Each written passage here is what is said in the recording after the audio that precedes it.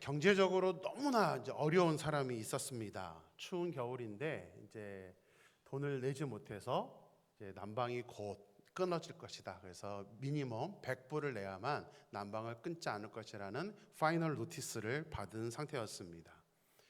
먼저 워낙 돈이 없고 갚을 방법이 없다 보니까 친구들도 더 이상 이제 빌려주지를 않았습니다.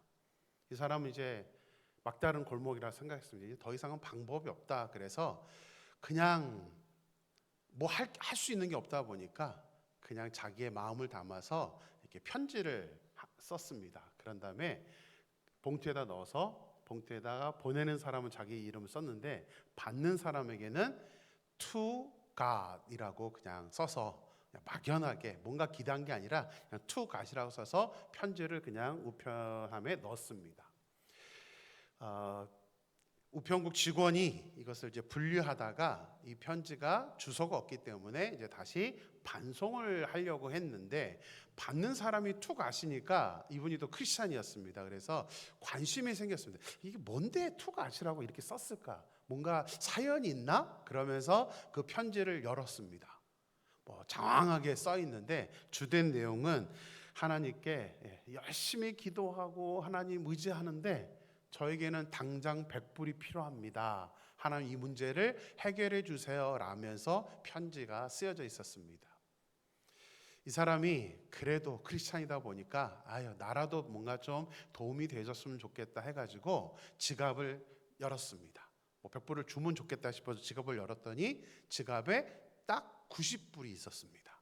현금으로. 그래서 그 90불을 넣어서 봉투를 동봉한 다음에 반송을 시켰습니다. 근데 얼마 안 있다가 또 편지가 날아온 거예요. 투가 똑같습니다. 이 사람이 또 관심이 있어서 똑같은 사람이니까 주소지는 똑같기 때문에 봉투를 열어봤습니다. 뭐라고 썼을까 이렇게 봤더니 이분이 이렇게 썼습니다. 하나님 보내주신 돈은 잘 받았습니다. 하나님 정말 감사합니다. 그런데 제가 100불을 요구했는데 90불밖에 받지를 못했습니다. 근데 그 다음 말이 압권이었습니다. 빌어먹을 우체국 놈들이 뺐나 봅니다. 하나님 10불 더 주세요. 이렇게 편지를 썼다고 합니다. 여러분들이 우체국 직원이었으면 어떤 마음이 들었을 것 같습니까? 저 같았으면 이걸 괜히 보내줬나? 아마 좀 안타깝고 또 좀 화도 나고 그랬을 것 같습니다. 근데 이게 아마 이 사람만의 모습이 아니라 우리의 모습이 아닐까라는 생각을 해보게 되었습니다. 우리도 하나님이 독생자를 보내주셔서 우리는 단순히 100불이 아니라 우리의 생명을 구원해 주셨습니다. 그 은혜를 알아야 되는데 우리는 여전히 하나님께 뭔가를 드리려고 하거나 하나님께 감사하기보다는 우리 이 은혜를 잊어버리고 여전히 우리는 10불 더 주세요 이러고 있는 것은 아닐까? 그죠?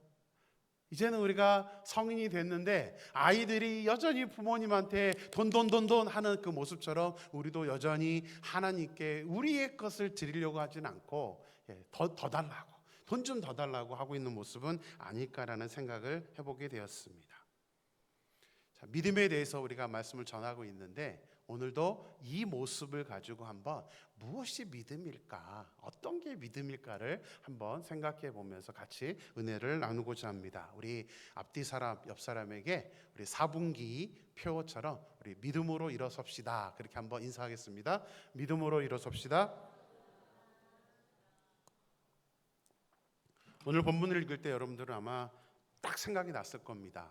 오병이어의 사건. 무슨 내용이죠?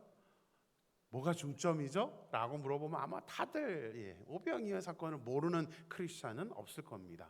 기독교인 아니어도 알더라고요. 오병이어 너무나 유명한 사건입니다. 이 사건은 예수님의 절대적인 능력으로 일으키셨던 기적입니다.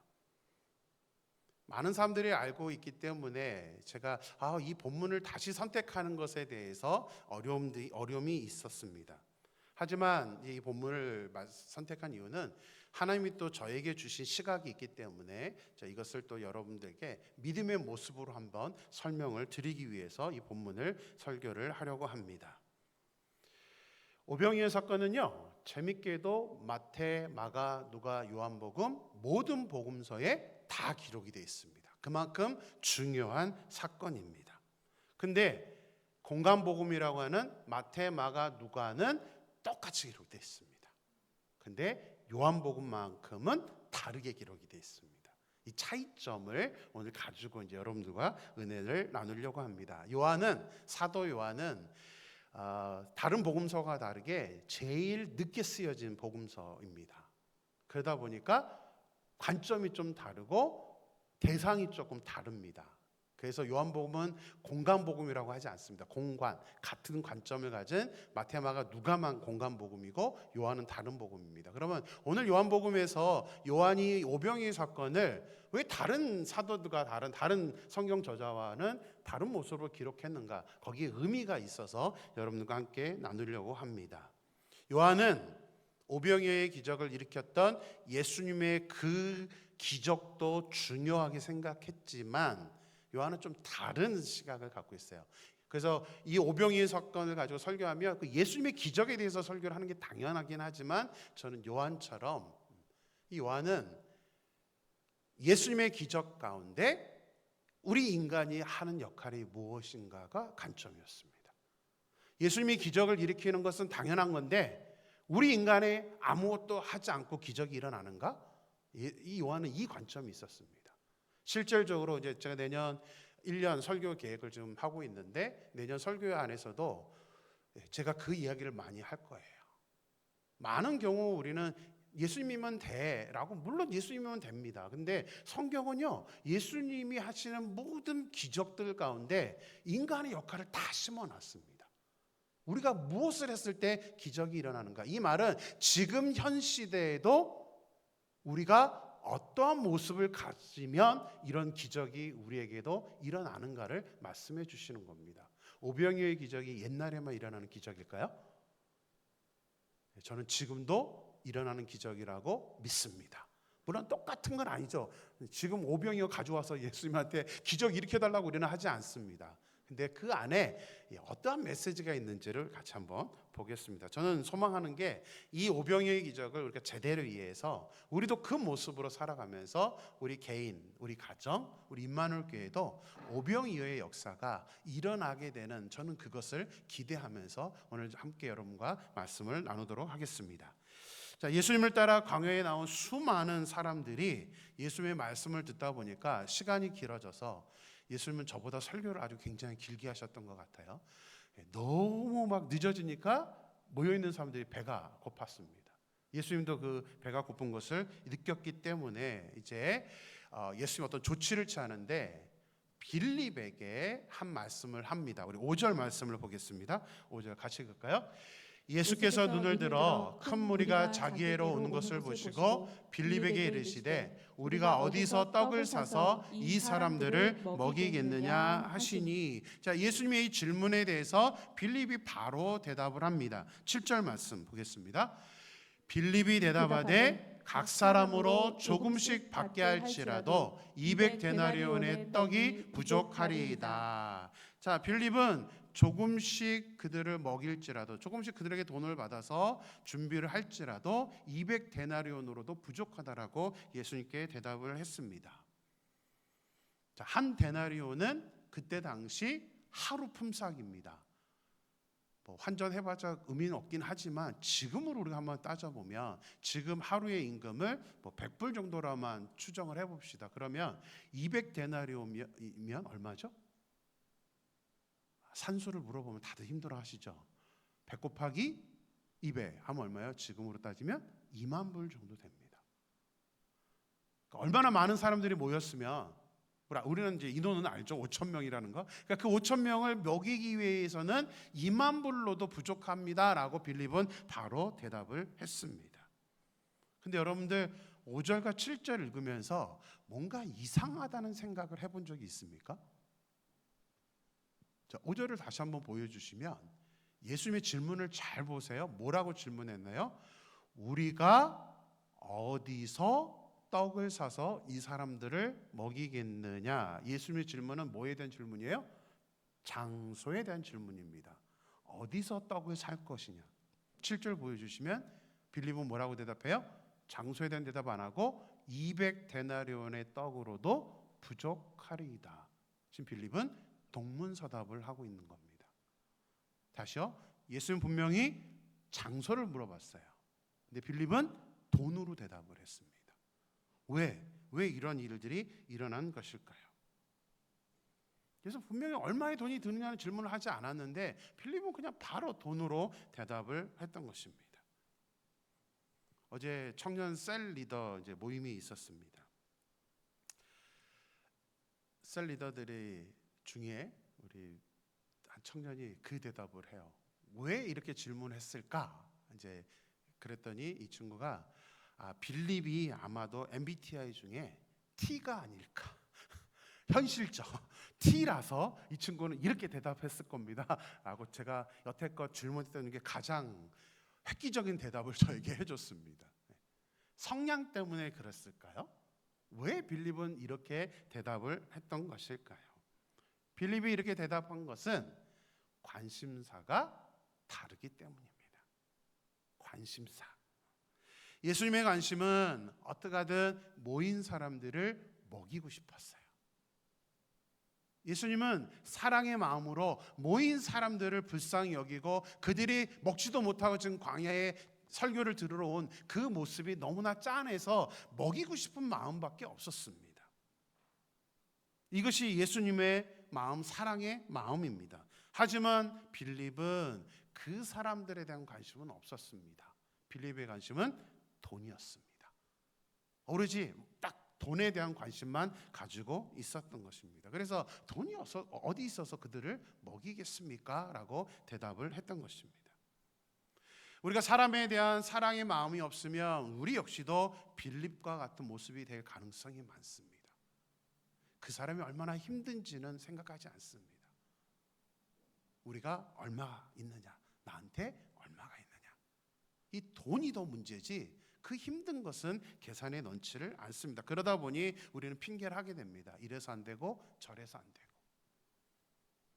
200데나리온이라는 수치가 즉석에서 나온 것을 보면 빌립은 상당히 계산에 뛰어난 사람이었다는 것을 알게 됩니다. 산수과 교수라고 말해도 될 정도로, 그죠? 사람 딱 보고 인원들 나중에 숫자가 나오거든요. 그러니까 딱 사람들 모여 있는 인원 딱 보고 200데나리온 2만 불 딱 얘기한 거 보면 이 사람 머릿속에는 그죠? 아마 계산했겠죠. 딱 대충 보면서 몇 명 1인당 얼마로 계산하면 얼마. 계산에는 아주 능한 사람이었습니다. 굉장히 능하니까 너무 똑똑한 사람이니까 즉석에서 이렇게 나왔던 얘기죠. 하지만 빌립은 문제는 예수님의 그 마음, 예수님의 그 의도, 우리 기독교인이 가져야 되는 그 믿음의 모습이 없었다는 게 문제입니다. 사랑의 마음이 없으니까 그냥 사람들이 그것도 빌립 뭐라고 얘기하냐면 조금씩 받게 할지라도 받을 생각을 하고 있는 거예요. 사람들한테 조금씩 받게 할지라도 200데나리온의 떡이 부족합니다라고 대답을 했던 것입니다. 예수님은 빌립과 제자들 그리고 오늘 설교를 듣는 우리 모두에게 똑같은 질문을 하십니다. 그리고 우리의 대답을 원하십니다. 어떻게 대답할 것인지. 이게 이제 오늘 말씀의 주된 핵심입니다. 자, 6절 말씀을 같이 보겠습니다. 이렇게 말씀하심은 친히 어떻게 하실지를 아시고 빌립을 시험하고자 하심이라. 자, 이 구절은 좀 어렵습니다. 이렇게 말씀하시면 친히 어떻게 하실지를 아시고, 이 한글 성경은 번역을 좀 되게 이렇게 정확하지 않게 번역을 해놨습니다. 자, 여기 주어가 누구죠? 이렇게 말씀하시면 친히 어떻게 하실지를 아시고, 이 말을 그대로 우리가 받아들이면 빌립이 어떻게 할 것인지를 아시고 라고 우리가 생각을 할 것 같습니다. 네? 그게 아닙니다. 이거를 잘 번역한 게 공동 번역이나 이제 표준세 번역이 잘 번역을 해서 제가 우리 같이 한번 보겠습니다. 6절을 공동 번역으로 먼저 보겠습니다. 같이 읽을까요? 이것은 단지 필립보의 속을 떠보려고 하신 말씀이었고 예수께서는 하실 일을 이미 마음속에 작정하고 계셨던 것이다. 표준 세번역도 보겠습니다. 예수께서는 빌립을 시험해 보시고자 이렇게 말씀하신 것이었다. 예수께서는 자기가 하실 일을 잘 알고 계셨던 것이다. 빌립이 어떻게 할 것인지를 안 게 아니라 예수님은 뭐예요? 본인이 어떻게 할 것인지를 알고 있는 상태에서 빌립을 테스트한 겁니다. 무슨 말이에요? 예수님이 어떻게 할 것을 알고 계신다. 이 말은 예수님이 이미 뭐를 결정한 거예요? 모인 사람들을 먹일 것을 이미 예수님은 결정하신 거예요. 이미 결정해놓고 빌립을 테스트한 겁니다. 어떻게 생각할까? 어떤 생각을 갖고 있는 게 자기 제자인지, 어떠한 믿음을 가지고 있는 사람인지 빌립을 테스트해 봤다는 것입니다. 이런 대화가 있는데 재밌게도 갑자기 한 사람이 끼어듭니다. 그 사람의 이름은 안드레라는 제자였습니다. 우리 9절 말씀 볼까요? 9절 말씀을 같이 읽습니다. 여기 한 아이가 있어 보리떡 5개와 물고기 2마리를 가지고 있나이다. 그러나 이것이 이 많은 사람에게 얼마나 되겠사옵나이까. 안드레는 한 소년이 가지고 온 보리떡 5개와 물고기 2마리 오병이어를 주님께 내놓았습니다. 우리는 이미 알고 있죠. 이거는 아이의 한 끼 도시락밖에 안 되는 양이었습니다. 그런데 안드레가 지금 뭐라고 말해요? 그것이 이 많은 사람에게 얼마나 되겠사옵나이까. 무슨 말이에요? 이 오병이어 이만큼이 몇 명이나 먹일 수 있어요? 여러분도 아시죠? 몇 명 먹일 수 있어요? 아이 1명, 그죠? 근데 안드레는 이거 겨우 갖고 와놓고 이 지금 모인 사람들한테 몇 명이나 먹일 수 있을까요? 우리 어제 또 셀그룹 리더들한테 이게 질문에 있습니다. 우리 작년 파트는 구역 예보를 안 모여서 이거 가지고 셀그룹 하지는 않는데 우리 청년들을 하니까 제가 교재를 만들어 놨는데 그 교재 안에 이 질문이 있습니다. 여러분이 만약에 이 안드레의 질문을 받는 사람이었다면 여러분들은 어떻게 했을 것 같습니까? 이 조그만 거 갖고 와서 몇 명 먹일 수 있게요? 이런 질문을 여러분들이 받았다면 우리 셀 리더들은 여러 가지 대답했는데 저는 그렇게 대답했습니다. 깃방망이 한 대 올릴 것 같다. 바보야 이게 어떻게 5,000명이 아니라 몇 명을 먹인다는 질문이 이게 가능할까? 저는 오히려 안드레한테 화났을 것 같습니다. 근데 지금 안드레가 좀 엉뚱하게 이런 질문을 하고 있는 것이죠. 그러면 도대체 안드레는 왜 이렇게 질문할까? 그가 어리석어서 그런 사람이 아니잖아요. 몰라서 이게 여긴 사람들 몇 명 먹일 수 있을 거라 생각해서 이런 말을 한 게 아닙니다. 안드레의 마음은 뭐냐면 겨우 오병이어밖에 되지 않은 이 작은 것이 누구에게 드려지면 예수님의 손에 들려지면 예수님은 어떻게든 하실 거야 라는 그 믿음으로 지금 이 질문을 했던 것입니다. 이 조그만 가능성이지만 이게 예수님께 들려지면 예수님은 분명 어떤 길이 있을 거야, 예수님은 어떤 방법이 있을 거야 하면서 지금 예수님을 온전히 의지해서 예수님께 오병이어를 드렸던 것입니다. 예수님께서 빌립에게 질문하실 때 안드레도 당연히 옆에 있었습니다. 우리가 그냥 성경 구절 읽었지만요, 7절에 빌립이 대답하고 8절에 안드레가 이 오병이어를 가져온 이 중간에는 성경은 그냥 기록되어 있으니까 우리가 못 느끼지만 굉장한 시간 갭이 있습니다. 자, 안드레는 200데나리온으로도 부족합니다 했었을 때 빌립이 그 얘기했을 때 안드레가 바로 오병이어를 가져온 게 아니죠. 5,000명이라는 사람이 모인 그 관중에 빌립은 안 돼요, 못 해요 하고 있는데 안드레는 그 군중 안으로 뛰어들어간 거예요. 5,000명 안에 음식을 찾았다고 한다면 그것도 겨우 아이만 1명 음식을 가져왔단 말이에요. 그러면 바로 이 앞에서 찾는 건 아닐 거란 말이에요. 해집고 다니면서 누가 있는지 없는지 이렇게 말하다 보니까 이제 겨우 찾았겠죠. 얼마의 시간이 흘렀는지 성경은 관심은 없는데 그래도 안드레는 최대한 시간을 쓰면서 뛰어다니면서 분주하게 돌아다녔던 것입니다. 그래서 겨우 찾아낸 게 오병이어였다는 사실이죠. 안드레가 이렇게 할 수 있었던 이유는 뭐냐면 그 여왕이 얼마인지를 몰라서가 아니라 예수님께 조그만 그 가능성이라도 예수님께 자기가 드릴 수만 있다면, 자기 것도 아니지만 드릴 수 있다면 예수님은 분명히 역사하실 것이라는 사실을 믿었기 때문에 자신이 할 수 있는 한 최선을 다해서 군중 사이로 들어갔던 것입니다. 서두에서 말씀드렸지만 오병이어의 이 사건은 사복음서 모두 기록이 되어 있습니다. 근데 공간복음 마태, 마가, 누가의 관점은 좀 다릅니다. 우리 본문을 좀 한번 보겠습니다. 요한복음만 오병이어를 가지고 온 사람이 안드레고 빌립에게 질문했다고 하지만 삼복음서는 똑같이 있는데 우리 마태복음 하나만 같이 보겠습니다. 마태복음 14장 15절에서 17절입니다. 같이 읽습니다. 저녁이 되매 제자들이 나와 이르되 이곳은 빈들이요 때도 이미 저물었으니 우리를 보내어 마을에 들어가 먹을 것을 사 먹게 하소서. 예수께서 이르시되 갈 것 없다. 너희가 먹을 것을 주라. 제자들이 이르되 여기 우리에게 있는 것은 떡 5개와 물고기 2마리 뿐이니이다. 지금 예수님이 제자들에게 말했던 건 뭐예요? 빨간색으로 되어 있죠. 너희가 먹을 것을 주라입니다. 세 복음서 동일합니다. 예수님의 관점은 너희가 먹을 것을 주라예요. 너희가. 근데 잘 생각해 보세요. 예수님의 제자들 줄 떡이 있었을까요? 한두 명도 아니고 5,000명을 먹일 떡을요? 제자들은 월급이 있었나요? 없었습니다. 복음서를 종종 이렇게 복음서 안을 보다 보면요, 제자들은 굶을 때가 많았습니다.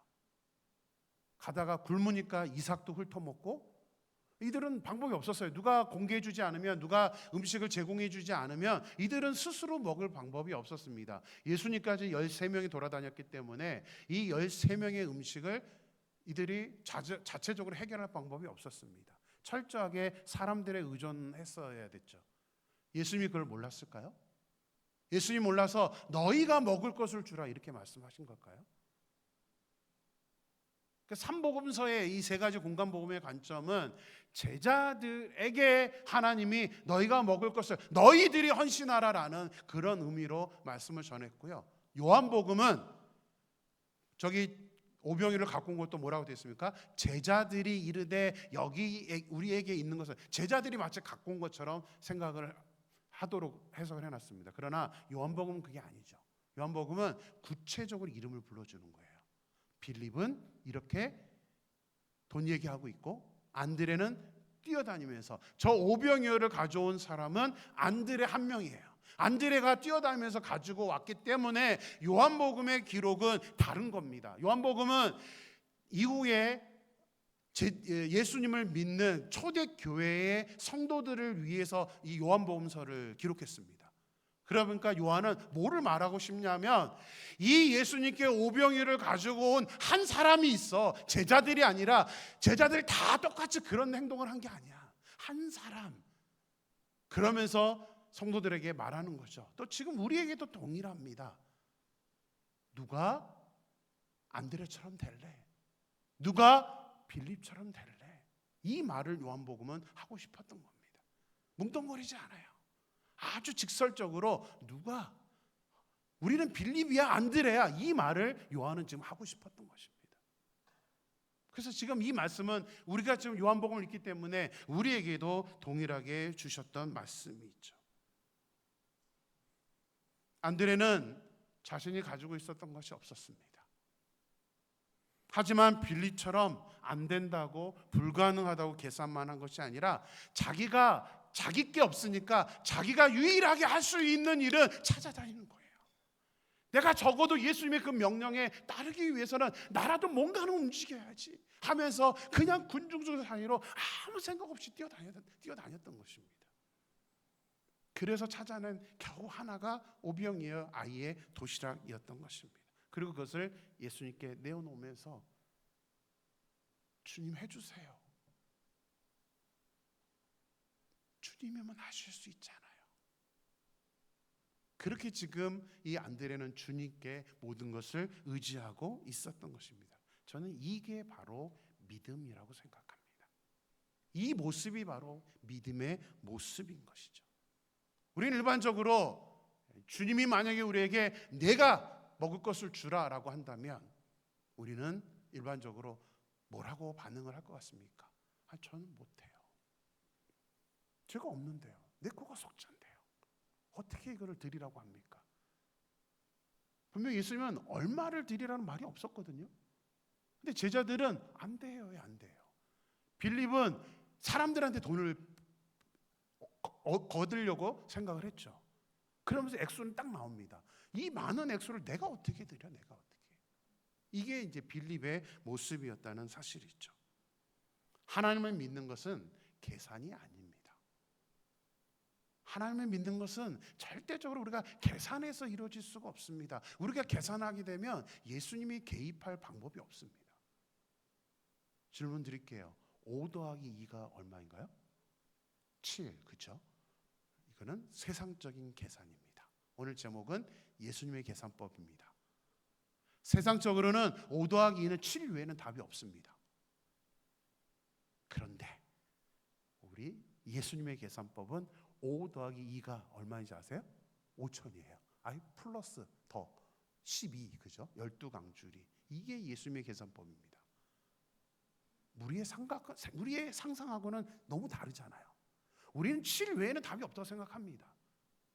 그러나 예수님은 그게 아니에요. 예수님은 이 조그만 오병이어 5 더하기 2가 5천 명을 먹일 수 있는 양이 되고 그것도 남아서 12광줄이 한 사람의 먹을 만한 게 아니라 여러 광주로 해서 12광주가 남았다라고 하는 게 바로 예수님의 계산법이라는 사실입니다. 예수님을 믿는다고 하면서 5 더하기 2는 7이라고 대답하는 우리들은 제일 안타깝게도 믿음이 없는 사람의 모습입니다. 예수님을 믿으면 좀 예수님의 계산법을 알아야 되는데 우리는 예수님의 계산법을 잘 몰라요. 그냥 우리는 우리가 알고 있는 범위 내에서만 우리는 생각하기 때문에 믿음으로 행동을 할 수가 없는 겁니다. 당연히 믿음으로 행동하지 않으면 뭐도 없어요. 기적도 없는 거예요. 기적은 그냥 일어나는 법이 없습니다. 앞으로도 이제 내년 계속 기적 시리즈로 설교를 할 텐데 어느 예수님이 행했던 기적 가운데도 그냥 이루어진 기적은 단 하나도 없습니다. 전부 다 우리의 액션이 들어가야 됩니다. 우리의 믿음이 들어가야 됩니다. 우리가 이렇게 믿고 행동했었을 때 기적을 체험할 수 있는 경험이 됩니다. 저는 우리 임마누엘교회 모든 성도님들이 예수님의 기적이다라는 것을 막 많이 간증하고 다녔으면 좋겠습니다. 내가 믿음으로 이렇게 하니까 예수님이 응답해 주셨다라는 그런 간증 말입니다. 우리는 이 계산법을 우리가 넘어가지 못하기 때문에 우리는 손을 벌릴 수가 없는 거예요. 왜냐하면 5 더하기 2, 7 외에는 없으니까 여기서 하나가 빠져나가면 둘이 빠져나가면 그만큼 숫자가 적어드니까 우리는 힘든 거예요. 그것을 내가 드릴 수가 없는 거죠. 물론 오해는 마십시오. 이런 또 설교한다고 또 어떤 분들은 또 목사님 또 헌금하라고 그러는구나. 제가 헌금하라고 그런 말씀 드리는 게 아닙니다. 저는 목회하면서 청년 때부터 물질만이 아니라 저의 시간, 저의 청춘을 선교지로 가서 15년을 보내면서 하나님께 드리는 법을 저는 배웠습니다. 그 결과 정말 앞으로 이제 믿음에 대한 설교를 하다 보면 여러 가지 간증들을 여러분들에게 중간중간 섞을 겁니다. 저희 인생 가운데 너무나 명확한 하나님의 간증들을 겪으면서 살아왔고 하나님의 능력을 알았기 때문에 저는 자신 있게 여러분들한테 이 말씀을 드리는 거예요. 믿음은 절대로 우리가 아무 행동도 하지 않으면서 또 축복은 우리가 아무것도 안 하면서 받는 경우는 없습니다. 내 보물이 있는 곳에 내 마음이 있느니라. 우리가 물질에 대해서 어떤 마음을 갖고 있느냐, 우리의 시간을 어떻게 드릴 줄 아느냐, 나의 헌신을 어떻게 하느냐에 따라서 하나님의 기적이 일어나고 하나님의 축복이 일어나기 때문에 저는 말씀을 안 전할 수가 없습니다. 드리라고 단순히 헌금하세요가 아닙니다. 이 안에는 다 포함되어 있습니다. 우리가 어떻게 하나님께 우리의 인생을 드릴 것이냐, 하나님께 우리 예수님의 생명을 우리에게 주셔서 우리가 받았잖아요. 그렇다면 이제 좀 성인이 되면 어른들이, 우리 부모들이, 우리 아이들이 어렸을 때는 다 해줘야 되지만 아이들이 성장하면 이제는 부모를 기쁘게 한단 말이에요. 우리가 믿음에 성장하는 것도 그겁니다. 우리가 좀 더 성장해서 우리 하나님께 정말 하나님을 위해서 우리의 시간, 우리의 것들을 드릴 수 있는 모습. 저는 그것이 바로 믿음의 모습이고 그것을 통해서 예수님의 기적을 우리가 체험할 수 있기 때문에 여러분들에게 말씀을 드리는 것입니다. 예수님을 온전히 의지하고 예수님을 바라보는 것, 그것이 믿음의 시작입니다. 예수님은 지금 우리에게도 질문하십니다. 어디에서 떡을 살 수 있느냐? 여러분, 어디에서 떡을 살 수 있습니까? 떡사랑에서 살 수 있습니다. 너무 진지하게만 온 것 같아서 그냥 조크 하나 했습니다. 예수님 말한 떡은 그게 아니죠. 어디에서 떡을 살 수 있어요? 어디에서요? 예수님에게서 살 수 있습니다. 예수님에게서 사는 떡은 우리의 생각과 차원이 다른 떡입니다. 믿습니까? 예수님에게서 살아야 돼요. 예수님에게서. 우리가 우리의 계산법을 생각하는 게 아니라 예수님의 계산법을 정확히 우리가 배워서, 그래서 우리가 움켜쥐고만 있는 게 아니라 또 나를 위해서만 쓰는 게 아니라 우리가 좀 더 성숙한 사람이 되어서 우리의 그 믿음의 모습으로 하나님을 위해서 또 연약한 사람들을 위해서 우리의 손을 펼 수 있는, 그것이 바로 오늘 이 본문에서 우리에게 주시는 그런 말씀이라는 사실이죠. 예수님 지금 우리에게 도전하고 있습니다. 너희가 먹을 것을 주라.